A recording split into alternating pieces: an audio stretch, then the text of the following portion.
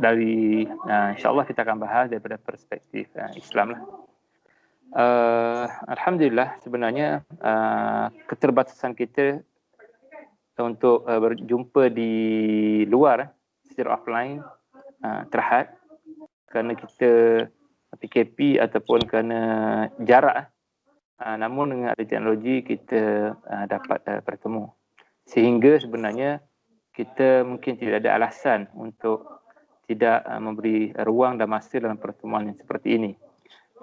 Apa lagi yang kita dapat sumbangkan kepada Islam, kepada perjuangan Islam, selain daripada kita dapat bersama-sama mengkaji Islam, mendalami Islam, dan kemudian daripada perbincangan ini mudah-mudahan kita menjadi semakin yakin dengan Islam dan berdakwah, menyampaikan Islam kepada orang lain lah. Jadi saya rasa kita terus kepada topik perbincangan kita pada malam ini. Topik kita pada malam ini adalah COVID-19 dan vaksin. Wabak COVID-19 dan vaksin. Suatu konspirasi. Benar atau salah? Ataupun benar atau bukan? Jadi ini topik perbincangan kita pada malam ini. Saya selaku tuan rumah mengalu-alukan Bro Azli sebagai moderator perbincangan ini untuk mengambil alih mikrofon, speaker. Silakan Bro Azli. Assalamualaikum warahmatullahi wabarakatuh. Masa untuk anda.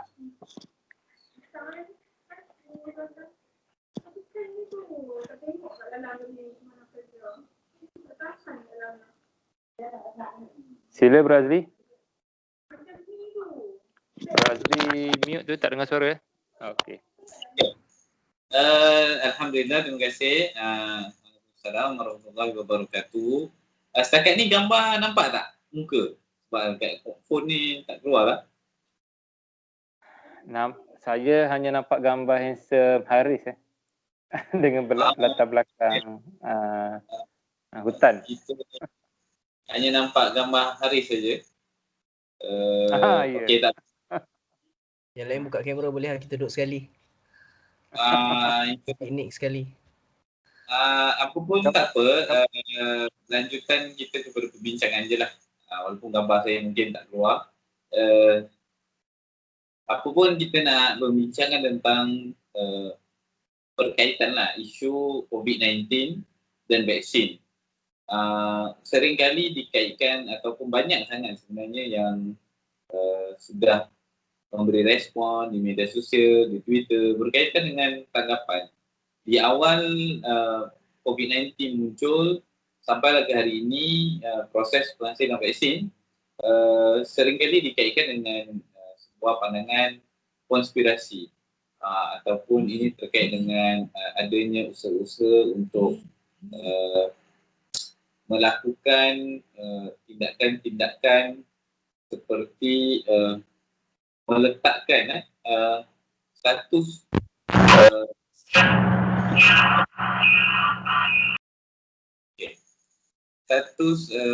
vaksin ni sebagai sebuah usaha oleh mana-mana negara ataupun agensi untuk menggunakan atau mengambil kesempatan terhadap penyakit inilah atau wabak ini. Sehingga ada yang berpandangan lah menyatakan bahawa vaksin itu sendiri adalah hasil daripada proses konspirasi ataupun mengaut keuntungan daripada hasil untuk kesan kata ginilah, mereka nak cuba gunakan peluang wabak sebagai jalan mengaut keuntungan. Alright, kita tak nak cerita panjang lebar. Saya nak tahu apakah pandangan-pandangan sahabat-sahabat yang di dalam ni berkaitan situasi COVID-19 dan juga vaksin yang ditemui baru-baru ini yang masih dalam proses untuk diedarkan ke negara-negara lain. Silakan, siapa yang nak memberikan pandangan?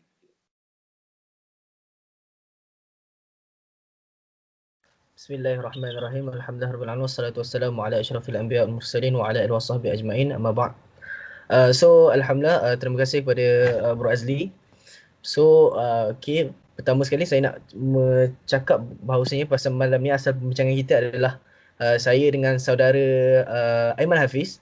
Saudara Aiman Hafiz, kami pernah berbincang sekali, iaitu ada seorang, saya rasa anda semua pun makruf, anda semua pun maklum tentang ada seorang YouTuber Islamik, saya sebutlah nama dia sebab dia pun dah introduce diri dia, iaitu Bikers Preachers something macam tu. Dia buat satu video, dia keluarkan satu video pasal dia menyalahkan kerajaan dalam keadaan menangis-nangis, emosional. Dia menyalahkan kenapa ambil vaksin. Kemudian dia sandarkan dia punya, salah satunya konspirasi nak kata, dia sandarkan dia punya emosional dia tu pada satu berita bahawasanya orang yang ambil vaksin kemudian ada kes kematian, tanpa dia selidiki dulu apa sebenarnya yang terjadi. Adakah okey, kalau maybe saya rasa Ustaz lebih makruf lah pasal pharmaceutical stage. Kalau nak pasal vaksin ni ada placebo effect dan sebagainya, yang tu semua dia tak ambil kira, dia tolak tepi. Tapi disebabkan atas dasar emosi dan dasar terpengaruh dengan konspirasi, yang kita akan bincang malam ni, dia sebarkan. So ramailah anak-anak muda, saya tengok khususnya ramai yang tanya saya, dan Aiman Hafiz sendiri, saudara Aiman Hafiz sendiri pun dia bincang macam mana ni, dia pun bincang macam mana apa jadi, sebab ramai kawan-kawan, even kawan-kawan saya sendiri pun, betul lah jangan ambil vaksin, ramai terpengaruh, ada yang guna hujah dalam vaksin ada babi dan sebagainya, ramai hujah-hujah yang lama yang kita pernah dengar semua di recycle balik. Yang tu yang apa yang saya nampak lah, terutama baru-baru ni lah. Bukan dia sajalah, dan memang kalau kita makruf kat Malaysia ni memang adalah gerakan konspirasi yang memang anti-vaksin ni lama dah. Semenjak banyak lagi vaksin-vaksin, sampai kesannya kalau siapa tengok ya, Datuk Dr. Musa Nordin di dalam TV Al-Hijrah ada satu program, nama program tu Analisis. Dia berdebat dengan salah seorang yang anti pada vaksin. Saya betul lah anti vaksin, dan macam mana kalau kita tengok, kita dulu ada vaksin polio, dan Malaysia sendiri dan seluruh dunia target pada tahun sekian dah tak ada dah polio. Tapi sebabkan even di Amerika sendiri tapi disebabkan adanya gerakan anti vaksin ni, kesannya mungkin orang nampak remeh, tapi sebenarnya kesannya ada balik kes polio. Tengok kalau search dekat YouTube betapa buruknya efek polio ni pada manusia. Tapi sebab ada gerakan anti vaksin yang tak nak ambil vaksin, kesannya kes polio ada balik, wujud balik kes polio yang sepatutnya dah tak ada ni. So saya rasa itu je lah daripada saya. Mungkin ada sahabat-sahabat lain sendiri ada mungkin komen, pernah baca komen-komen mungkin. Baik, terima kasih daripada Haris untuk berkongsi pandangan tadi. Apapun kita tengok juga pandangan lain ada tak berkaitan isu vaksin ni. Ada yang ingin berkongsi sama adakah dia benar-benar konspirasi atau sebenarnya realitinya memang adalah sebuah keadaan yang bagaimana sebenarnya pandangan anda? Penyakit atau COVID-19 ni, wabak ini sebenarnya spread tidak sengaja atau atas rancangan. Siapa yang nak berkongsi yang lain? Beri saja pandangan anda berkaitan dengan situasi sama ada ia konspirasi atau tidak menurut anda. Siapa win untuk berkongsi? Silakan.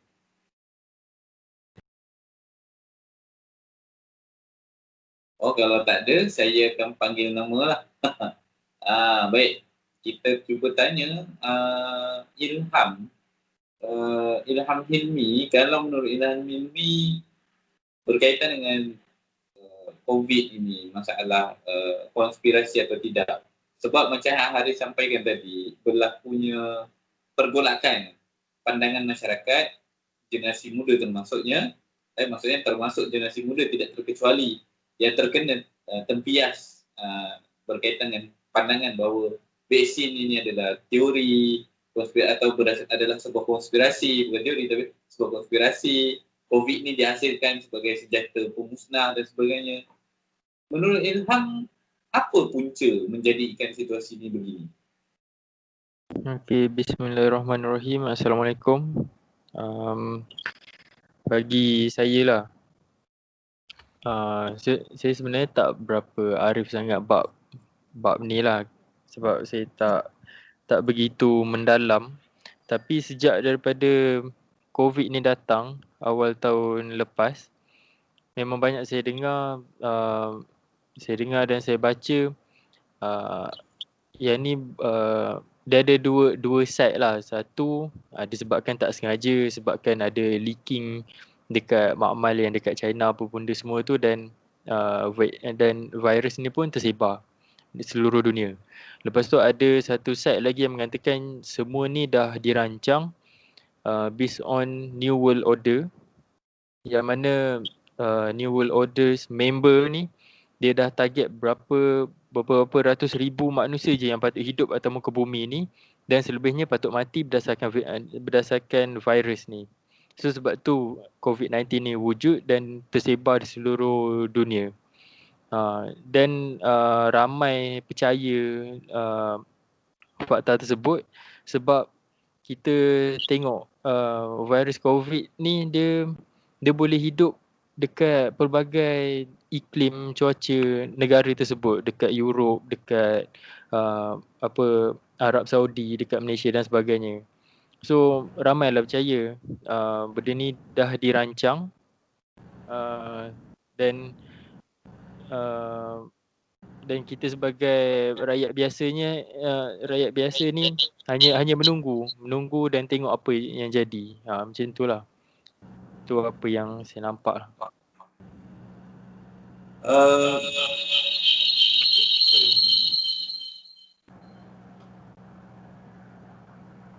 Baik. Ada hal ni.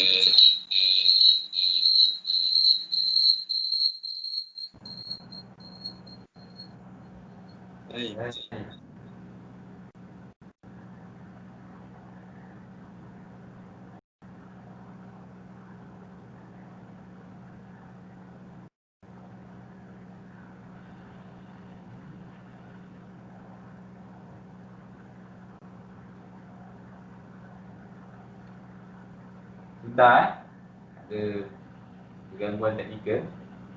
Okey, boleh dengar Haris, boleh dengar? Okey. Boleh dengar. Makanya kalau kata Ilham tadi, masalah ini juga tidak mendalam di pandangan Ilham lah, tapi macam Haris tadi ada bagi kronologi dan situasinya. Masalah utama adalah kita tengok lebih dalam lagi. Kita tengok dasar dulu. Kenapa konsep konspirasi ni muncul? Apa yang melatar belakangi konspirasi ni? Apa sebenarnya? Daripada mana sebenarnya orang dapat idea bahawa ini adalah konspirasi? Daripada mana sebenarnya? Kalau Haris sendiri, ada perkongsian tak? Alhamdulillah. Sebenarnya inilah soalan yang saya nanti-nantikan sebenarnya. Sejujurnya. So first, konspirasi.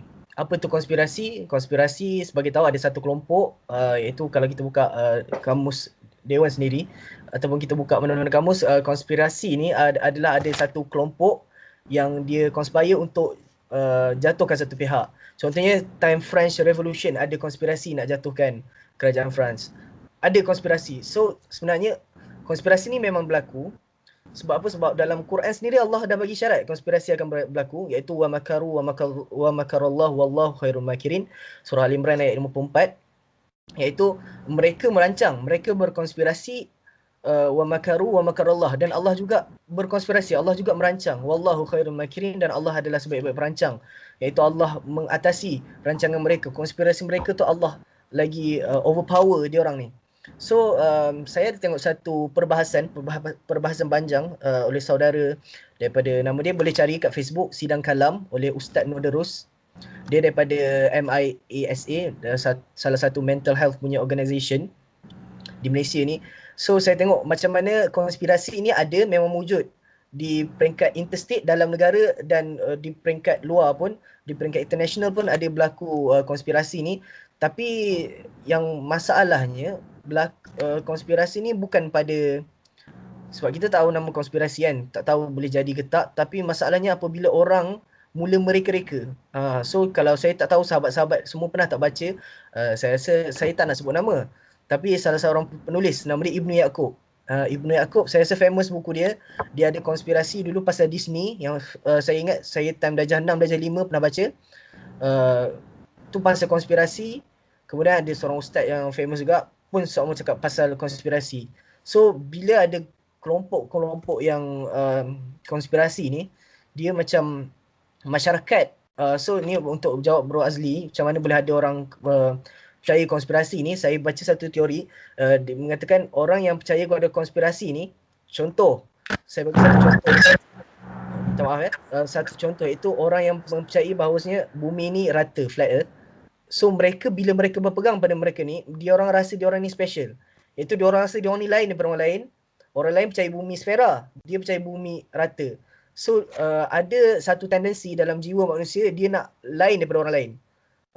Dia nak jadi berbeza. Contoh kalau ada orang solat letak atas dada, ada letak tangan, dia kata orang lain semua ni aku nak letak ni lah. So dia nak ada perbezaan. So yang tu saya baca daripada salah satu teori dalam psikologi manusia sendiri, dia nak ada tendensi untuk berbeza dengan orang lain. Itu yang menyebabkan, itu satu. Lagi yang nombor dua adalah teori manusia ni paranoid, dia takut. So untuk mengcoverkan ketakutan diorang tu, diorang reka something supaya diorang rasa diorang ni macam mana, dia rasa dia ni selesa sikit lah, dalam keadaan selesa bila dia tahu ada rancangan-rancangan macam ni untuk tutup dia punya perasaan takut. Itu yang kedua saya pernah dengar, iaitu pasal dari sudut psikologi. Wallahualam, minta maaf kalau kurang kemas jawapannya.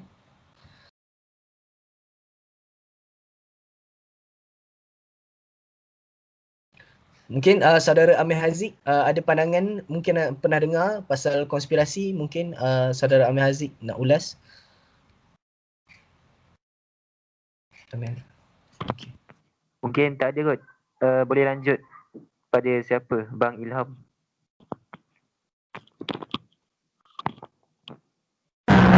Okey, yang lain ada tak nak berikan pandangan terhadap apa tu konspirasi? Kalau tadi Haris ada sampaikan tentang konspirasi tu berkaitan dengan tendensi untuk dia menghilangkan rasa takut, dan dia satu lagi dia nak rasa dia special. Memang tidak nafikan secara psikologi, memang ketika kita seolah-olah macam ni, seolah-olah kita memegang atau mempunyai rahsia, atau kita boleh memiliki rahsia, kita akan rasa istimewa lah. Sebab tak semua orang tahu rahsia tu. Bagi kita atau secara peribadi, seseorang manusia tu akan rasa dia lain daripada orang lain. Contohlah Pakai printer. seseorang tentang perbuatan guru besar misalnya, maka kita akan sentiasa melihat orang lain tu, kau tak tahu apa yang kau tahu, kau tak tahu apa yang kau tahu, dan kita rasa itu keistimewaan lah, sehingga seolah-olah macam kita boleh menyelamatkan diri daripada ancaman guru besar yang garang misalnya, dengan cara menunjukkan bahawa ini adalah tindakan-tindakan anda di belakang tabir misalnya. Itu antara maksud Haris tadilah, lebih kurang tendensi. Tapi intinya sebenarnya konspirasi ini muncul daripada perbuatan seseorang atau sekumpulan orang yang ada intention untuk menjatuhkan atau memudaratkan orang lain. Maksudnya kalau kita bahasa lain tu bersubahat lah, persubatan atau subahatnya di antara beberapa orang untuk melakukan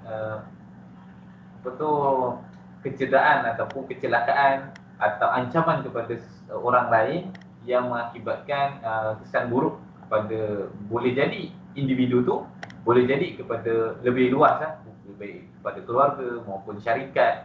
Dan ini juga berlaku. Cuma persoalannya kita balik kepada COVID dan vaksin.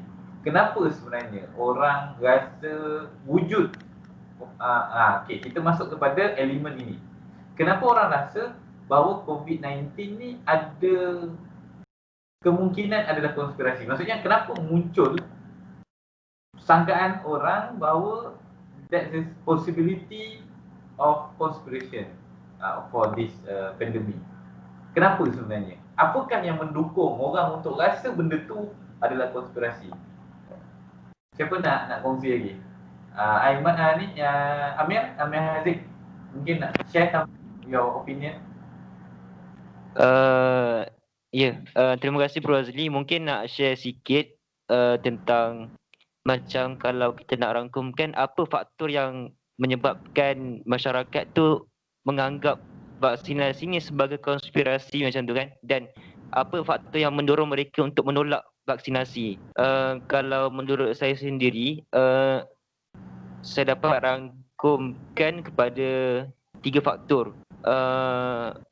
Dan hal ini diawali dan dilatar belakangi kerana salah satunya sebab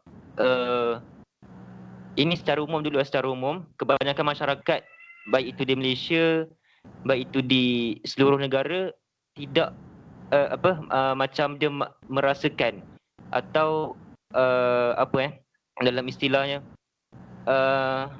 sudah ada kesedaran dalam diri masyarakat bahawa sekarang ini kapitalis sedang berkuasa. Pihak-pihak kapitalis sedang berkuasa. Jadi dikarenakan hilangnya kepercayaan dalam diri masyarakat terhadap kapitalis yang berkuasa, maka dari itu dia menganggap ini adalah sebuah konspirasi daripada kapitalis untuk memudaratkan kita, memberikan sesuatu yang mudarat kepada kita untuk kepentingan kapitalis itu sendiri. Itu yang pertama. Tadi secara umum dan ini yang pertama. Yang kedua, ini kemungkinan juga masuk dalam faktor yang kedua kerana masyarakat masih meragukan, ada rasa ragu-ragu dalam diri masyarakat ataupun individu baik itu yang yang sedar ada kapitalis ataupun tidak, yang sedar ekonomi sekarang ini dipegang oleh kapital ataupun tidak, mereka masih meragukan bahawa kehalalan maupun keselamatan atas apa-apa yang diperbuat oleh orang-orang kafir. Macam tu. Kerana kita tahu vaksin ni kan datang bukan daripada negara kita. Datang daripada China misalnya, datang daripada Amerika. Dan hal ini, keraguan ini menyebabkan mereka menolak dan menganggap ini sebuah konspirasi daripada pihak-pihak yang menginginkan kemanfaatan, kepentingan mereka. Itu yang kedua. Yang ketiga, saya rasa ni mungkin dah ramai yang tahu. Ramai juga daripada kalangan masyarakat yang tidak percaya pada WHO yang dianggap sebagai kepanjangan tangan kapitalis global dunia saat ini. Jadi mungkin tu je Bro Azli, 3 faktor yang boleh saya sampaikan, dan faktor yang menyebabkan orang menganggap ini sebuah konspirasi, vaksin ini sebuah konspirasi, dan faktor juga yang membuatkan mereka menolak untuk mengambil vaksin sebagai obat bagi COVID-19. Mungkin itu je. Kalau ada salah mohon betulkan. Baik, terima kasih juga untuk Aiman Haziq. Kita ada sahabat kita yang seterusnya ini, iaitu Aiman Hafiz. Okey. macam host lah. Alright. Kita tanya juga Aiman, menurut Aiman situasi COVID dan juga vaksin kita fokuslah COVID dan vaksin yang ada ni, benarkah dia konspirasi atau menurut Aiman dia bukan konspirasi? Apa pandangan Aiman? Kalau menurut pandangan saya, kalau seikhlasnya lah, saya tak pasti benda ni konspirasi ataupun tak. Berkemungkinan konspirasi dan berkemungkinan juga tidak. Tapi saya lebih prefer untuk tanggapan awal saya, dan saya harap tanggapan awal masyarakat tu bukanlah konspirasi. Sebabnya kalau kita dah setkan dalam kita punya pemikiran ni konspirasi, kita akan tak percaya semua benda. Malah kalau kita tengok dekat Sabah dan Sarawak, ada satu kes yang memang bukan famous lah, macam tular yang cakap COVID-19 ni konspirasi. Sampai ada yang katakan COVID-19 ni sebenarnya tak wujud. Sampai berlakunya orang panggil perhimpunan lah, macam buat bantahan cakap COVID-19 tak wujud. Tapi sebenarnya realitinya memang kita tahu memang benda ni wujud lah, dan boleh sampai membahayakan nyawa lah. Jadi saya rasa asasnya saya tak tahu konspirasi ataupun tidak, tapi tanggapan pertama saya tak bersetuju kalau kita letak dalam pemikiran kita itu adalah satu konspirasi. Sebabnya kalau kita letak satu benda tu konspirasi, kita akan tak percaya COVID-19 wujud ke tak, vaksin ni sebagai alat untuk orang barat dapatkan duit ataupun untuk buat genocide kan.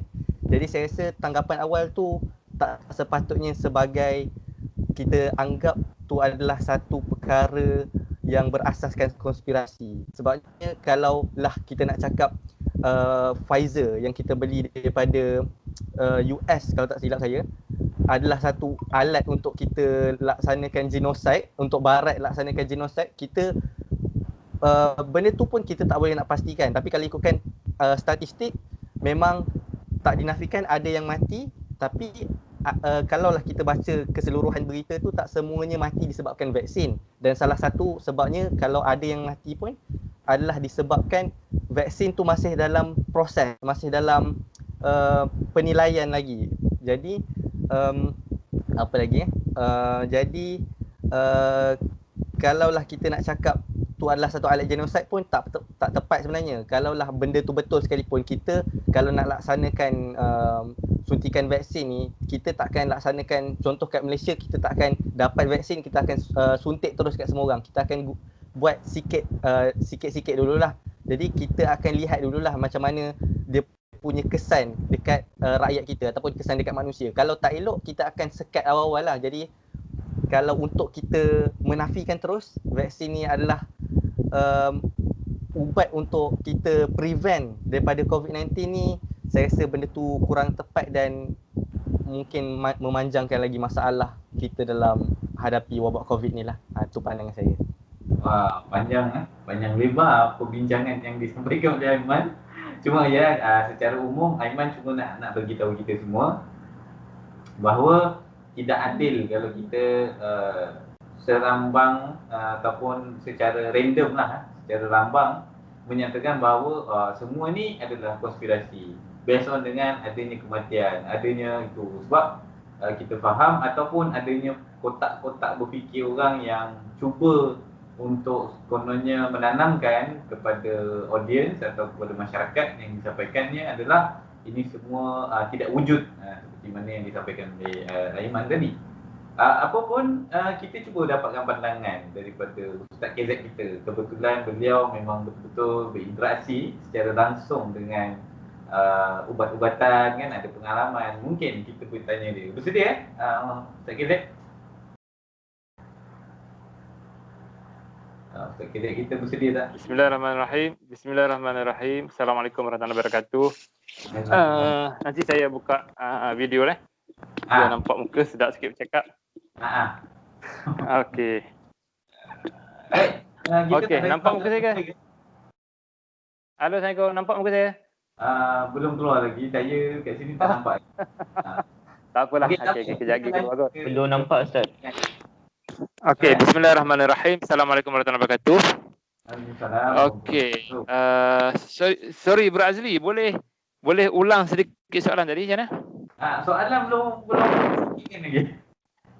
Kita belum soal lagi. Kita baru. Halo, Assalamualaikum. Waalaikumsalam. Dengar. Assalamualaikum. Waalaikumsalam. Kami dengar. Boleh dengar suara saya ke? Saya tak dengar apa-apa ni. Yang lain dengar tak? Yang lain dengar tak? Dengar. Dengar, saya dengar. Agak terputus-putus. Mungkin Okey. network. Sekarang dengar tak suara saya? Okey, dengar jelas. Mungkin Okey, jelas Okey. Ini saya tak buka kamera lah, saya buat suara saja. Baik. Okey, tak apa. Kita dengar suara cukup menghilangkan hati rindu ni. Cukup. Okey. Itu di hati tu terubat. Saya Ya. Sorry, Bro Azli, boleh ulang sedikit soalan tadi? Okey, kita pun nak tanya soalan ni, belum tanya lagi. Alright. Dari segi pandangan Ustaz KZ yang berkecimpung dalam dunia kesihatan, terlibat juga dengan ubat-ubatan, ada pengalaman, kita nak tanya dululah sebelum kita masuk ke deep kepada medical aspect, kita nak tanya dulu.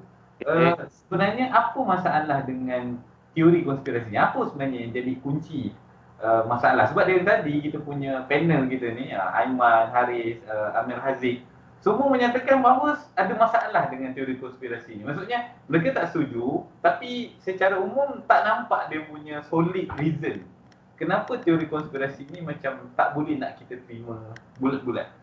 Apa sebenarnya masalah utama dalam pemahaman tersebut?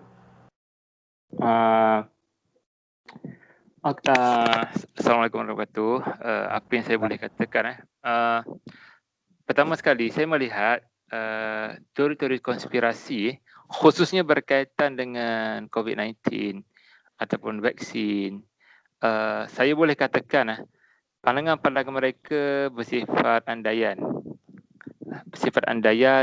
sangkaan yang tidak disokong dengan fakta-fakta sains lah, bukti-bukti saintifik.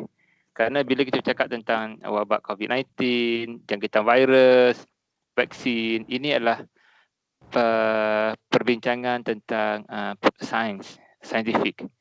Sedangkan bila kita lihat komen-komen mereka tu, saya sendiri skeptikal adakah mereka ni betul-betul faham apa yang mereka perkatakan.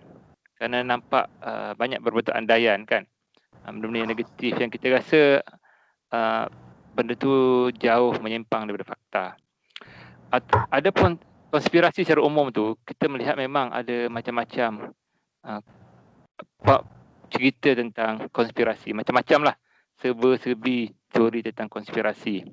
Yang mana saya pernah bertanya jugalah kepada kawan-kawan yang saya anggap lebih mahir, lebih tahu, lebih berilmu. Antara benda yang saya boleh cerita secara ringkas dari sini, yang pertama, kalau di US tu yang sangat taksub dengan konspirasi ni adalah kelompok nasionalis Kristian ataupun penyokong Donald Trump lah, penyokong bekas Presiden US yang sebelum ni, Donald Trump. Mereka ni sangat fanatik dengan teori konspirasi. Dan berkaitan dengan isu COVID-19, vaksin ni, kita lihat geng ini juga geng yang sangat taksub lah dengan teori konspirasi. Dan lebih umum lagi, saya pernah bertanya pada kawan yang lain lah, dia bercerita teori konspirasi Yahudi dan macam-macam tu kadang-kadang tu terpengaruh dengan cerita-cerita konspirasi dibawa oleh segelintir kelompok di US juga. Sebagai contoh, mereka saya diberitahukan lah, ni boleh cek lagi lah fakta dia. Pada satu ketika dahulu, ketika US sedang mahu bangkit ke persada dunia, membangun negara, orang Yahudi ni dia buat trading. Dia tidak ada kilang, dia beli barang pada kilang and then dia jual kepada peruncit. Dia jadi orang tengah, lama-lama dia jadi kaya, lama-lama dia secara ringkasnya dia kontrol market. Ini menimbulkan rasa tidak puas hati di kalangan orang kulit putih dan mereka mula buat cerita-cerita tentang konspirasi Yahudi itu, dan ini untuk memburukkan Yahudi lah. Sehingga dengan harapan mereka boleh menjejaskanlah ekonomi orang Yahudi. Wallahu a'lam. Jadi ini cerita konspirasi secara umum. Saya rasa itu dulu jawapan saya. Baik, terima kasih daripada Ustaz Ketek. Maksudnya pandangan Ustaz Ketek adalah masalah pertama sekali dengan teori konspirasi ini adalah dia semua bersifat andaian dan tidak ada data saintifik atau tidak berdasarkan data saintifik. Dia berdasarkan andaian-andaian yang seolah-olah benar. Andaian itu boleh dikaitkan dengan kebarangkalian yang tinggi. Jadi mungkin itu membuatkan ramai. Persoalan yang seterusnya Ustaz Ketek. Kita nak sambung lagi. Jangan tutup mic lagi. Soalan seterusnya, kenapa umat Islam boleh terjebak dengan pemahaman seperti teori konspirasi? Maksudnya kan dalam Islam tu sentiasa mengajarkan tentang seandainya kita menerima berita, itu kita kena tabayun dulu, kita kena pastikan dulu berita tu dari mana. Khusus lagi daripada orang yang kita kenali sebagai orang fasik, mesti kita nak tengok sandaran buktinya dari mana dia dapatkan berita-berita tersebut. Tetapi umat Islam kebanyakan yang kita tengok sekarang yang terjebak dalam pemahaman konspirasi. Apa yang Assalamualaikum. Boleh dengar suara saya ke? Boleh. Okey, Ustaz Ketek boleh terus kita dengar?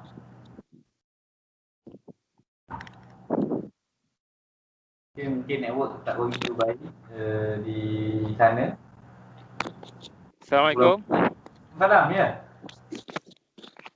Assalamualaikum. Waalaikumsalam. Masih Waalaikumsalam warahmatullahi.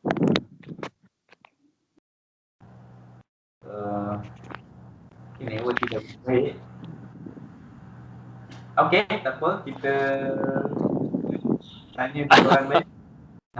Okey. Assalamualaikum. Waalaikumsalam. Assalamualaikum. Ada boleh dengar suara saya? Boleh. Teruskan dulu. Okey, baik, kita akan teruskan dulu. Okey. Kepada Aiman. Penelitian Aiman ataupun berdasarkanlah pengamatan lah, nak kata penelitian nanti agak tinggi kena bertanggungjawab. Jadi kita pergi ke bawah sikit berdasarkan pengamatan, berdasarkan dengan pemahaman dan juga mana yang Aiman lihat COVID-19, kemudian teori konspirasi, berapa besar sebenarnya dia mempengaruhi pandangan masyarakat, khususnya generasi muda lah. Macam mana generasi muda terkesan tak dengan pandangan yang membawa konsep COVID-19 adalah konspirasi? Kalau daripada pengamatan saya lah, Okay. Orang kalau pemuda-pemuda lah, orang-orang yang remaja ni, bagi saya yang mana macam kurang, yang baru dia ramai orang remaja yang terjebak dengan benda ni ialah orang yang macam baru nak mendekati Islam, tapi dia mendekati Islam dengan melihat orang yang salah lah bagi saya. Tapi kalau macam ada kawan saya yang saya kalau ikut luarannya lah, saya tak nampak lah dia terlalu ke arah agama, tapi dia baru nak mula mendekatkan diri dengan agama dengan dia lihat ataupun tengok video yang mana dia rasa menarik, yang mana boleh macam betul juga kan. Jadi banyaklah saya tengok, contohnya video yang baru-baru ni, bila saya macam ada repost, reshare balik video yang mana yang tentang Cikgu Bayo M+ tu kan, saya ada jugalah di ada orang reply lah saya punya story tu. Dia kata, betul ke ni, ni semua konspirasi, takkan kau tak percaya, kau kan orang Islam lah, macam tu lah. Jadi saya rasa banyak yang terjebak ni sebabnya dia orang yang baru nak dekat dengan Islam ni, dia tengok orang yang salah. Contohnya bila video yang viral baru ni yang pasal ada seorang baik preacher, saya pun baru kenal dia ni, baik preacher yang mana pakai macam orang agamawan lah. Lepas tu dia bercakap tentang konspirasi ni adalah satu ancaman kepada umat Islam dengan gunakan emosi. Jadi benda tu macam dia mudah untuk orang remaja yang mungkin kurang daripada ilmu agamanya. Saya tak adalah nak menghukum, tapi mungkin sebabnya kalaulah kita tahu, contohnya banyak ada isu-isu yang saya tahu pasal menjarakkan solat, dia kata tak boleh, ni bukan ajaran Nabi kan. Jadi bagi saya tu adalah maslahat ketika zaman COVID-19 ni lah. Kalau kita rapat-rapatkan juga, kalaulah ada seorang jemaah ni yang positif kan, jadi dia akan kesan kepada nama baik Islam tu sendiri. Jadi saya rasa benda tu yang perlu untuk kita lihat dulu sebelum kita terus jump to conclusion. Jadi saya rasa salah satu sebabnya adalah bila remaja yang nak mendekati Islam, dia mencari benda yang menarik dengan lihat figura-figura Islamik ni, tapi yang menyampaikan ajaran yang saya kira mungkin terpesong sikit lah. Okey. Kita ke Irene. Nampak Irene sangat-sangat menanti-nanti untuk memberi sepatah dua kata. Apa pandangan Irene dengan topik perbincangan kita malam ni? Just share your opinion please. Nak cakap macam mana? Just tell what actually apa yang Irene rasa dengan perbincangan malam ni berkaitan dengan COVID, berkaitan dengan teori konspirasi. So, adakah Irene juga setuju bahawa ianya konspirasi atau bukan? Macam mana Irene nak memandang perkara tersebut? Bagi saya yang COVID-19 ni bagi saya yang ramai yang buat konspirasi ni mereka tidak mereka macam apa ni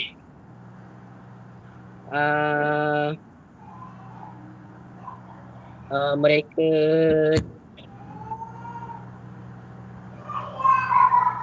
Macam mana? Apa menurut Airil? Apa masalahnya? Kalau orang terjebak tu, okeylah, perkataan mudah. Kalau orang percaya bahawa COVID-19 ni adalah konspirasi, apa kata-kata Airil nak bagi tahu kat dia? Itu paling mudah.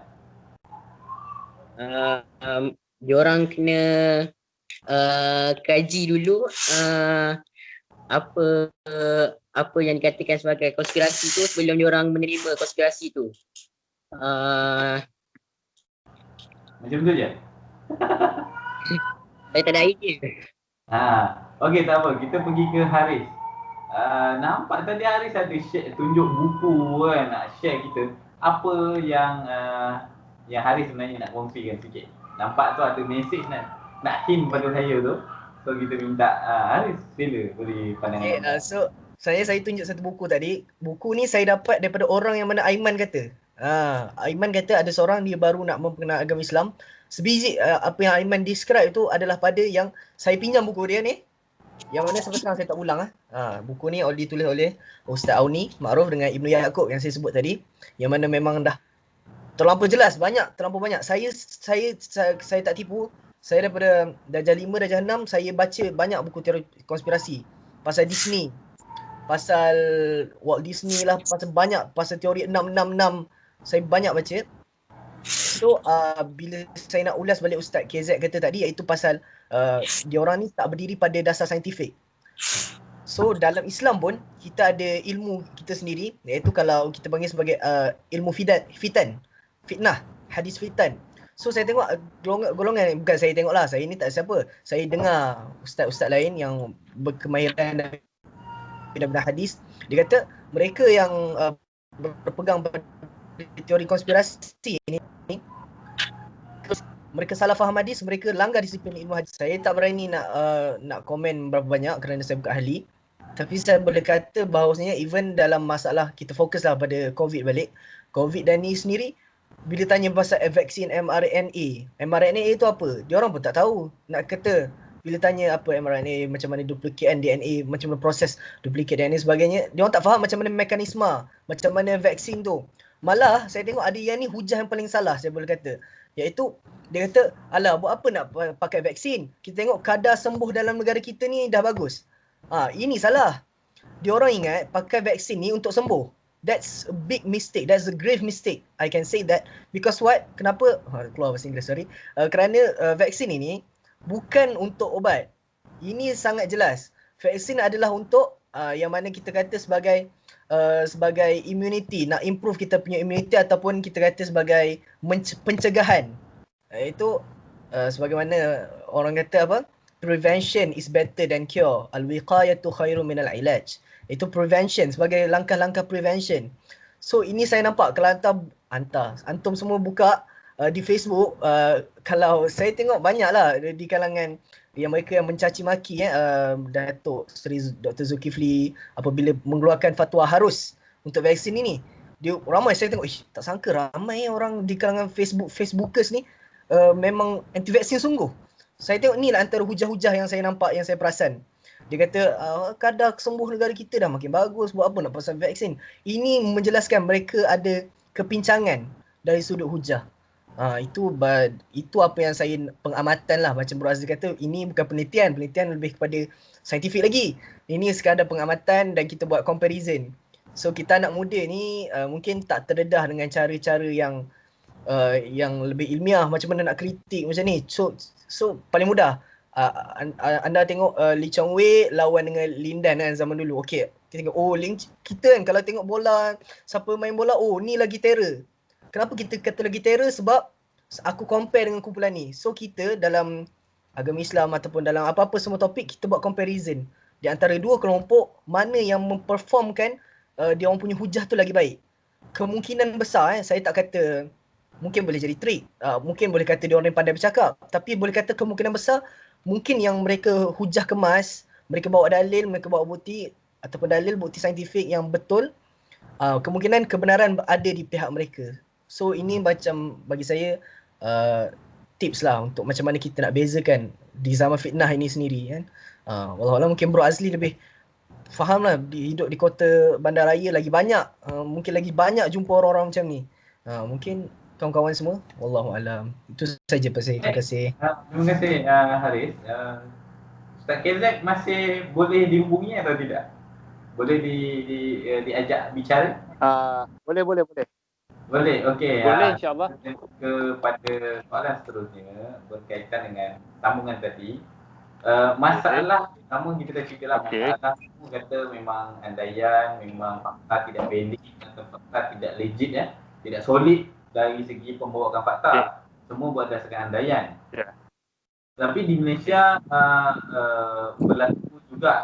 berlaku juga penerimaan ataupun orang-orang yang cuba bawa konspirasi ini banyak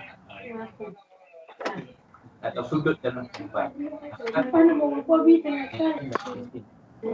Jadi menurut saya sendiri yang menyebabkan kepada kata ini belum luas. Hello, dengar tak? Boleh dengar tak? Tak kuat lah bila on. Suara. Mungkinlah network. Halo, Assalamualaikum. Waalaikumsalam. Ya. Dengar suara saya ke? Dengar. Boleh dengar suara saya? Dengar. Kami dengar. Kalau tak dengar suara kami, susah juga ni. Dengar. Baru dengar. Saya pergi ke Padang. Okey. Ke tengah Padang. Jadi ini bukan konspirasi ya. Pergi ke Padang tu tidak termasuk konspirasi. Bukan. Itu masalah network. Masalah network. Okey. Jadi masalah network juga bukan konspirasi dalam isu malam ni ya. Jadi masalah network adalah masalah teknikal anda. Okey. Kembali saya pun dah nak lupa dah soalan tadi. Okey, berkaitan dengan situasi rakyat Malaysia atau majoriti. Kata Iman tadi memang ramai yang baru nak berjinak-jinak dengan agama kemudian terjebak pula dengan pemahaman konspirasi ni. Kenapa sebenarnya menurut Ustaz KZ orang lebih suka dengan konspirasi dibanding mencari fakta atau dalil atau bukti nyata? Kenapa orang lebih cenderung untuk ambil teori konspirasi ni cepat saja? Saya rasa ni sebab orang suka dengar cerita sebenarnya. Halo? Orang suka dengar cerita kan? Biasa dengan cerita fiksyen, biasa dengan cerita yang mudah-mudah, yang ringan, yang seronok didengar. Kan? Dan orang dia pada zaman yang orang dia rasa berat untuk berfikir benda yang lebih serius mencari fakta yang lebih dalam kan memerlukan proses berfikir. Kena fokus, lebih teliti, lebih kritikal. Tapi mereka mungkin malas ke? Okey, kalau kita lihat kalau tadi saya kata fakta-fakta yang tidak solid, kalau lihat dari aspek agama pula, kita diajarkan bahawa dalil-dalil tu untuk kita yakin kita mesti dalil yang sahih. Kalau dalil agama tu mesti dalil yang daripada sumber-sumber yang sahih, yang mutawatir. Kalau sahih dan mutawatir, itu memang benda yang kita tidak ada keraguan. Apabila dalil yang bersifat zon, maka kita tidak boleh meletakkan pemahaman yang seolah-olah pemahaman yang qat'i kan, yang mutlak seperti itu. Sedangkan status dalilnya sendiri itu adalah bersifat zon. Zon ni ada kemungkinan. Bukan hanya satu kemungkinan sahaja kan, satu maksud saja. Di sinilah sebenarnya pentingnya kita dari segi tabayun dan juga meletakkan sesuatu itu pada tempatnya. Dari segi dalil ni perlu pada pemahaman agama lah, kena belajar. Kalau main belajar kutip-kutip kat YouTube tentu tak cukup. Dia kena betul-betul mendalami ilmu supaya kita tidak tersesatlah di dalam alam yang sangat luas ni kan, alam maya ni kan. Tidak salah kita melayari internet mencari ilmu, tetapi kita mestilah mencari tempat yang betul untuk memastikan agar apa yang kita belajar itu sebagai yang betul tu macam mana. Lebih kurang macam tu maksud saya. Baik. Okey, saya rasa saya tak perlu panjang-panjang. Macam mana? Okey. Saya ada soalan. Mungkin Amir Haziq kot. Kita pergi ke Amir Haziq kejap. Amir Haziq kita punya bincang ni agak panas. Sebenarnya banyak soalan saya nak tanya, tapi saya cuba cari soalan penting lah. Kebanyakan konspirasi ni pula ketika mereka menolak isu, berbalik pada isu kita, isu vaksin, dah tak nak ambil, mereka bawa dalil lain, iaitu kita ada makanan sunnah, kita ada Islamic element dari segi cara mengambil menolak vaksin kerana kita mengamalkan makanan sunnah. Menurut Amir Haziq, apa masalah pandangan seperti ini? Adakah boleh je, okey kita tak ambil vaksin, sebab kita ikut makanan sunnah. Sebab sunnah tu lebih aula untuk diikuti dibanding vaksin. Dan bagi mereka zaman Rasulullah, kalau ada sepatutnya Rasulullah lah yang akan guna vaksin lebih utama dibanding kita, sebab Rasulullah yang paling terbaik. So ini juga hujah-hujah yang bawa angle Islami. Apa pandangan Amir Haziq? Bismillah. Menurut pandangan saya, pihak yang mengatakan statement tersebut sebenarnya masih kalau menurut saya kebanyakan ataupun majoriti daripada mereka mungkin masih belum mengkaji lebih dalam baik terkait vaksin ataupun baik terkait tentang makanan-makanan sunnah tadi. Dan kalau kita cerita tentang kita meletakkan sesuatu pada tempatnya kan, kalau keadilan kan, kita juga perlu mengkaji apa ataupun bukan ubat ataupun ubat yang preventif kita nak letak pada COVID ni sesuai ataupun tidak, baik vaksin ataupun amalan-amalan sunnah tadi. Kalau kita bicarakan tentang vaksin, sebenarnya kalau ini menurut apa yang pernah saya lihat di YouTube dan banyak baca di artikel Ustaz Siddiq Al-Jawi macam tu. Sebenarnya vaksin itu sendiri ataupun vaksinasi itu sendiri, hukum dia adalah sunnah.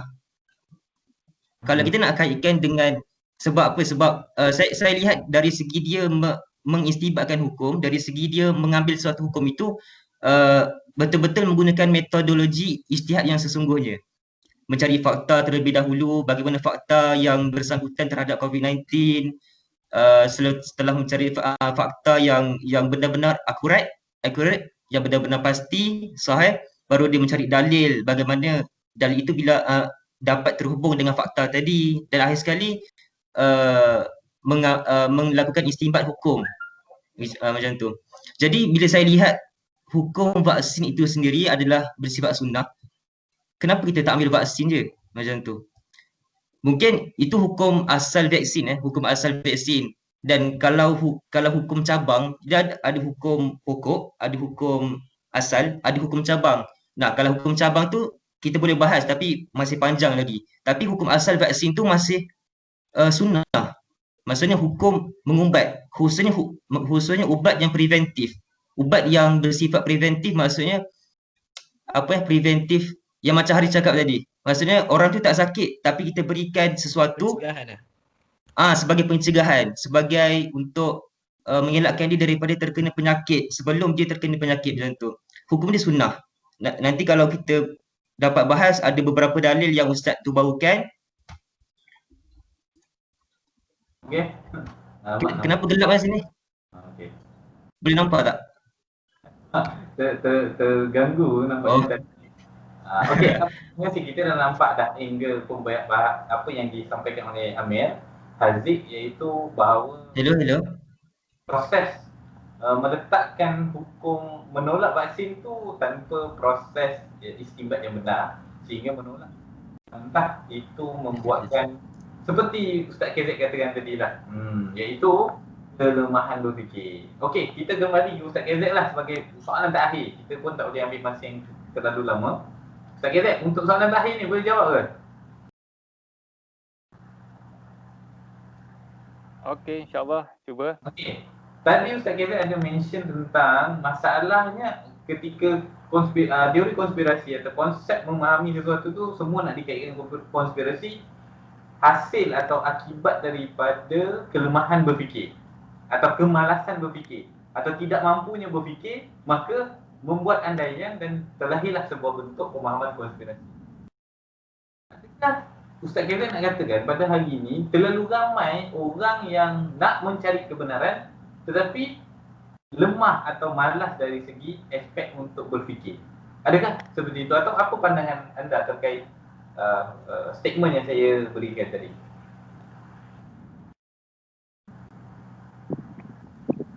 Okey, Assalamualaikum. Suara saya boleh dengar Boleh. Okey. Apa ni? Bro Azli, boleh ulang sekali lagi statement tadi tak? Sebab saya statementnya okey, statementnya tak apa, on mic je supaya kita terus communicate secara langsung. Bila saya on mic dia jadi macam tak jelas sikit. Oh, okey, baik. So soalannya ini masalah gangguan network betul Soalan saya simple je. Statementnya adalah kerana ramai yang mengambil pandangan atau terpengaruh atau berpandangan bahawa COVID, vaksin ini adalah konspirasi, menunjukkan bahawa ini zaman kemalasan atau kelemahan berfikir masyarakat pada era ini. Adakah setuju dengan dengan statement tersebut? Ya, saya bersetuju dengan pandangan Bro Azli tadi. Kita pada hari ini berada di zaman di mana orang malas berfikir. Mereka berfikir secara cetek, secara dangkal dan membuat kesimpulan secara surface sahaja. Jadi mereka tidak mahu berfikir mencari sesuatu kepastian tentang satu perkara tadi. Sebenarnya kan kena usaha. Dia mana boleh main dengar-dengar saja kemudian kita terus buat kesimpulan kan. Dengar cerita sedap terus buat kesimpulan.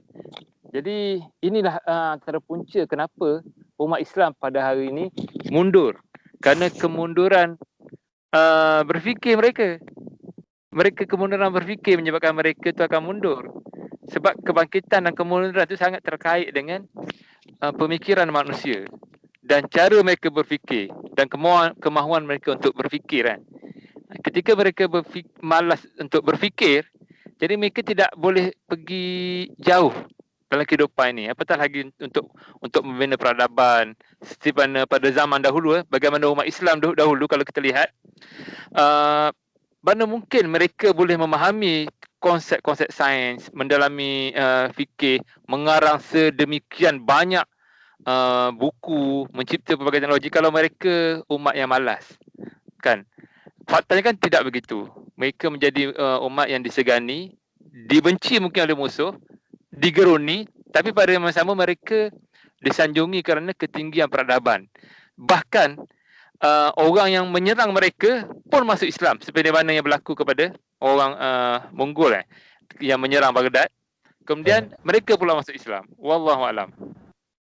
Terima kasih ringkasan tersebut. Artinya kemunduran berfikir inilah yang menyebabkan ramai yang terpengaruh ataupun mengambil pandangan bahawa COVID dan vaksin itu sebuah konspirasi. Okeylah, saya tanya seorang-seorang yang ada mungkinlah yang saya nampak di depan saya ni. Saya nak tanya Aiman.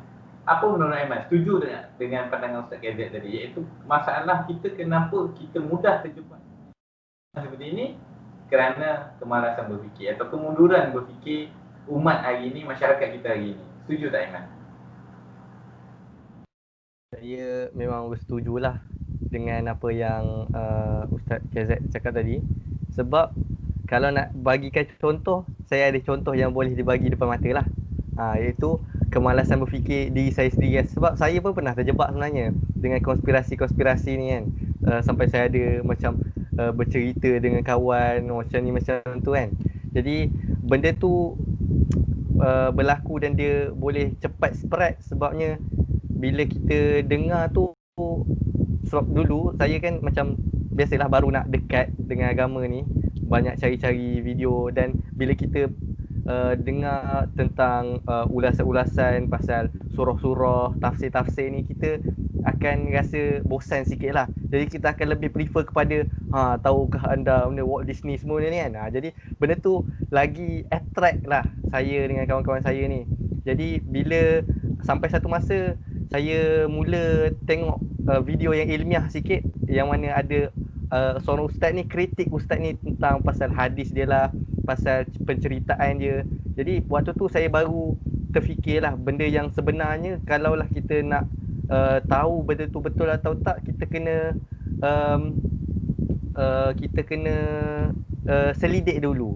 Walaupun datang tu daripada yang pakai serban, yang pakai jubah. Sebab zaman fitnah sekarang ni kan kita tak tahu, yang kadang-kadang yang berkopiah pun tidak memberikan ulasan ataupun macam Haris cakap tadi, tak mengikut tak mengikut cara yang macam mana kita nak tafsir lah hadis ke apa ke, dan tak mengikut kita punya hawa nafsu untuk membuatkan seramah kita tu nampak menarik dan nampak eksklusif, tak pernah jumpa kat mana-mana. Jadi itulah pandangan saya, kena selidik. Bagi saya ini satu nasihat yang baik, iaitu daripada pengalaman sendiri, dan kemudian satu gambaran yang jelas lah. Kadang-kadang kerana kita ni memang nak mencari, dan kita nak cari itu pula yang sedap dengar kan. Yang sedap dengar itulah yang kadang-kadang menjebakkan kepada pemahaman-pemahaman yang keliru, bahkan membuatkan kita adalah sebuah kesimpulan yang kadang-kadang akhirnya membuatkan kita terperangkap dalam dunia andaian demi andaian. Okey, Haris, untuk akhir kata Haris lah, kita minta tanya soalan kepada Haris, last word. Jadi Haris, boleh ya? COVID-19 dan vaksin adalah sebuah konspirasi, betul atau salah? Tak bila jawab.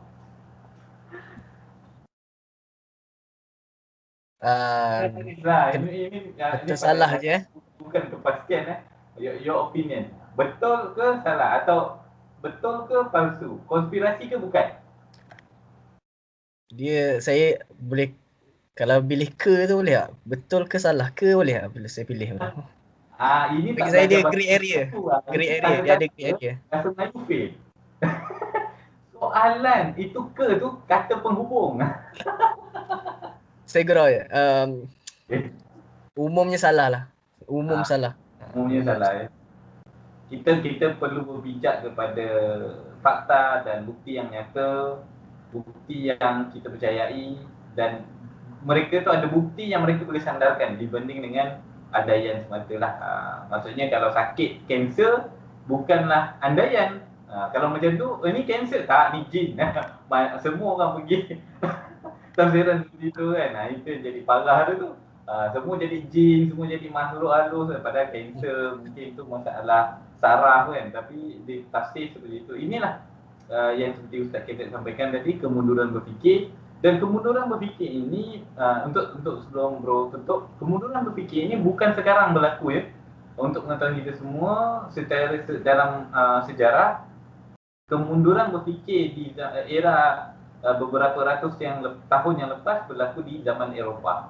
Di zaman Eropah juga memahami penyakit itu adalah kerasukan syaitan, kerasukan iblis, semuanya berkaitan itu.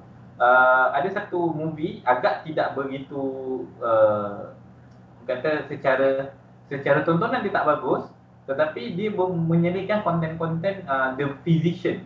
The Physician yang digambarkan oleh Barat sebenarnya, cara olahan dia Barat, tapi ada beberapa fakta yang real, yang relate dengan sejarah diambil, iaitu bagaimana orang-orang Eropah dulu kemudahan berfikir dia membuatkan mereka menafsir penyakit itu adalah kerasukan syaitan.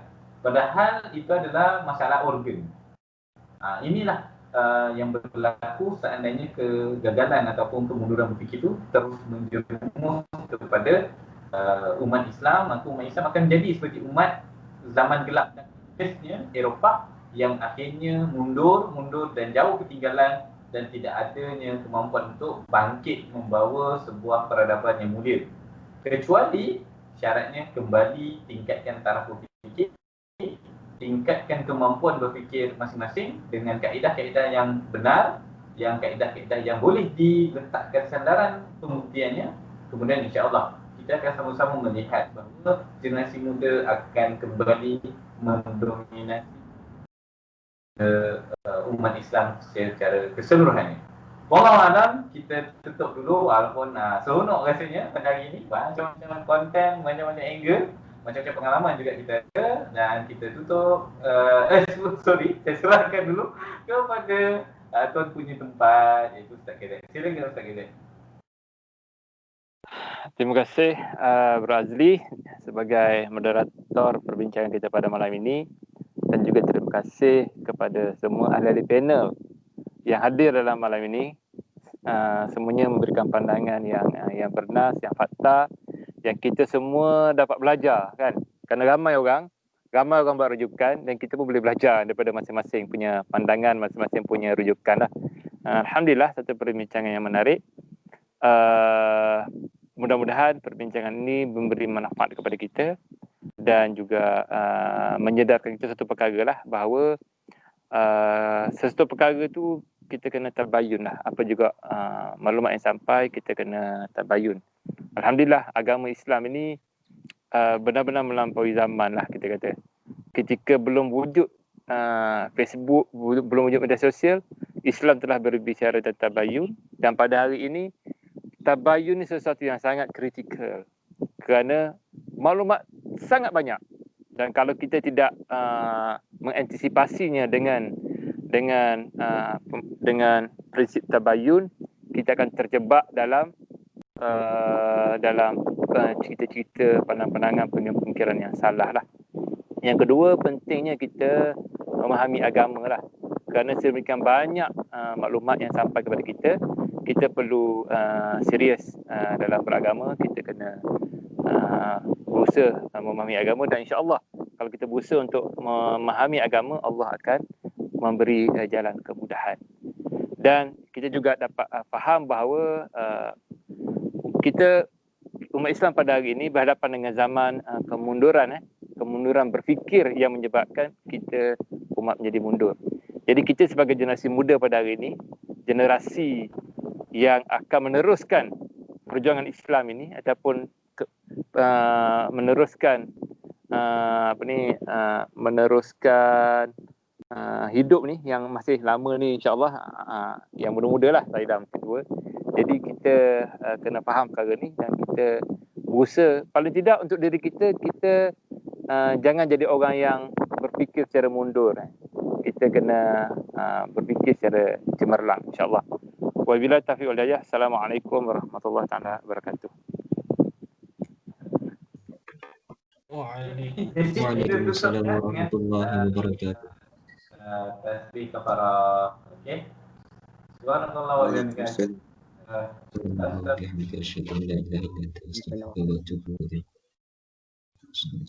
Assalamualaikum warahmatullahi wabarakatuh semua. Waalaikumsalam warahmatullahi. Siap-siap Bro Azli. Semua. Alhamdulillah. Semua.